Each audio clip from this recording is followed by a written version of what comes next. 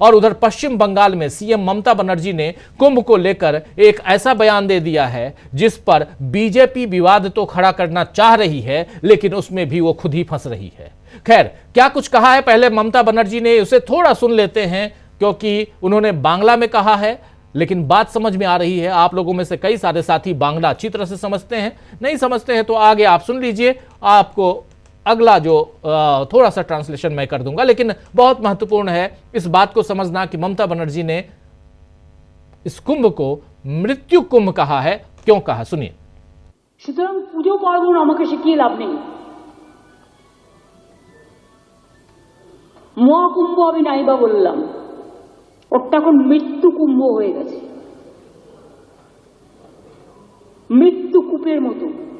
আমি মহাকুম্ভকে সম্মান করি, আমি শ্রদ্ধা জানাই, পবিত্র গঙ্গা মাকে আমি সম্মান করি, কিন্তু প্ল্যানিং না করে এত হাইপ তুলে